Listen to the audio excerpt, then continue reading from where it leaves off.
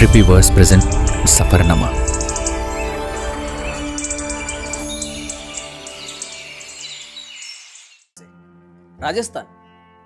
राजस्थान नाव घेताच डोळ्यासमोर येतात वाळवंट, किल्ले, राजेशाही परंपरा। पण यात राज्यात फक्त भव्यता नाहीये, तर आहे मातीचा सुगंध, लोककलेचा रंग आणि संस्कृतीचं गोड संगीत। चल तर मग तयार हो की सफर तुझ्या मनात रंग भरणार आहे। जयपूर गुलाबी शहराचं आकर्षण, इथल्या हवा महालाच्या जाळीतून येणारा गार वारा, सिटी पॅलेसची शान आणि आमेर किल्ल्याचं भव्य सौंदर्य, सगळं काही एकदम राजेशाही।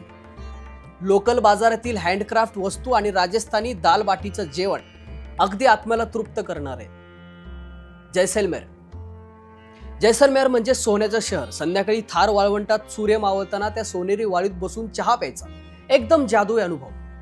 कॅमल सफारी करताना शांततेत फक्त वाऱ्याचा आवाज आणि दूरवर दिसणारे किल्ले, जणू वेळ मागे फिरली असं वाटायला लागतं। इथला सोनार किल्ला म्हणजे वास्तुकलेचा अजोड नमुना आहे।